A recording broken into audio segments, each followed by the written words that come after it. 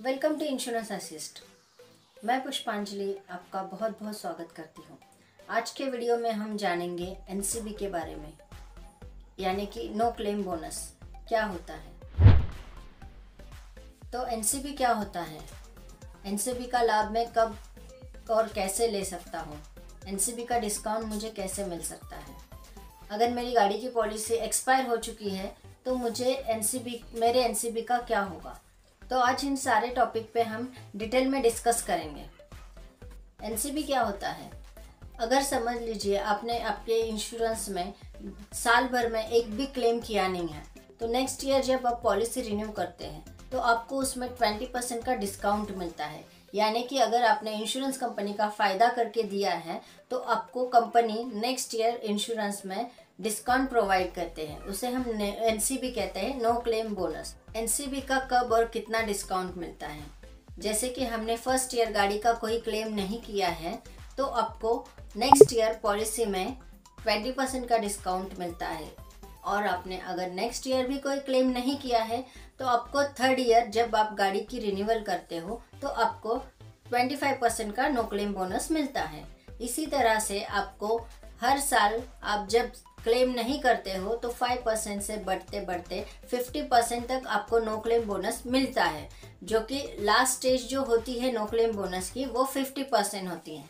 But अगर आपने 5 साल के बाद आपने 6वें साल में अगर गाड़ी में क्लेम किया है, मान लो आपकी गाड़ी का डैमेज हुआ है तो आपने अगर इंश्योरेंस पॉलिसी यूज़ की है, 5 साल अगर आपने इंश्योरेंस नहीं किया है और 6वीं साल अगर आपके गाड़ी में एक्सीडेंट हो जाता है, गाड़ी का इंश्योरेंस आप यूज़ करते हो या आपने उसमें क्लेम किया है, तो आपको जब आप नेक्स्ट पॉलिसी रिन्यू करते हो तो आपका जो नो क्लेम बोनस है वो सारा ज़ीरो हो जाता है। जैसे कि 7वीं बार अगर रिन्यू करते हो तो नो क्लेम बोनस ज़ीरो होता है, लेकिन 7वें ईयर्स में अगर आपने गाड़ी का इंश्योरेंस में कोई भी क्लेम नहीं किया है तो आपको नेक्स्ट ईयर जब आप रिन्यू करोगे तो 20% आपको उसमें नो क्लेम मिलता जाएगा। इसी तरह आपको अगर आप क्लेम नहीं करते हैं तो 25%, 35%, 45% ऐसे नो क्लेम बोनस आपको मिलता जाता है।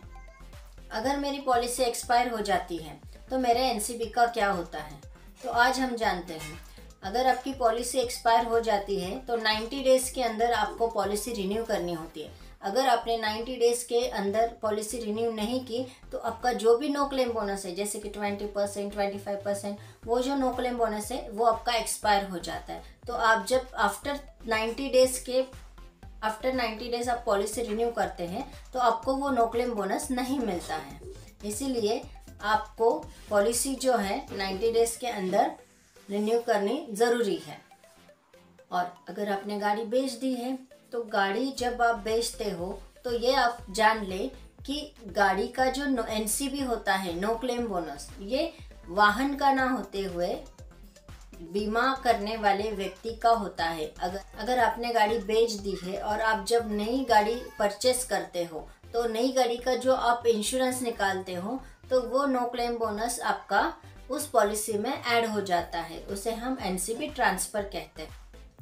और अगर आपने सेकेंड हैंड गाड़ी परचेस की है तो आपको फर्स्ट पार्टी की जो इंश्योरेंस पॉलिसी में जो नो क्लेम बोनस है वो नहीं मिलता है, क्योंकि वो फर्स्ट ओनर का ही एनसीबी काउंट किया जाता है। इसलिए आप जब नई पॉलिसी रिन्यू करते हैं तो आपका जो नो क्लेम बोनस बनता है सेकेंड ओनर का वो ज़ीरो हो जाता है। आफ्टर 1 ईयर जब आप सेकेंड ओनर रिन्यू करते हो पॉलिसी, अगर आपने क्लेम नहीं किया तो आपका 20% नो क्लेम बोनस आपको ऐड होके आता है, यानी कि आपकी जो पॉलिसी है वो आपको सस्ती मिलती है। मेरी आपको एक सलाह है कि इन फ्यूचर अगर गाड़ी का आपका माइनर कोई डैमेज होता है, जैसे कि स्क्रैच या फिर डेंट पड़ जाता है, तो अगर उसका खर्चा सिर्फ 2 या 3 हज़ार तक आता है तो मैं आपको ये बताना चाहूँगी कि आप वो पेड क्लेम में कर दीजिए, क्योंकि अगर आपने वो उसमें क्लेम कर दिया तो आपका जो नो क्लेम बोनस है वो आपका घट जाता है और आपको जो नेक्स्ट ईयर जो डिस्काउंट मिलता है तो वो आपका कम हो जाता है। इसलिए अगर माइनर कोई क्लेम आता है आपका, जैसे डेंट या फिर डैमेज होता है, तो आप वो कैश पेमेंट में ही पे करें, उसमें आप इंश्योरेंस का क्लेम ना करें।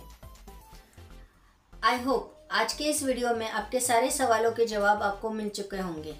तो इसी तरह के इंश्योरेंस रिलेटेड और जानकारी के लिए हमारे चैनल को सब्सक्राइब और वीडियो को लाइक करना ना भूलें।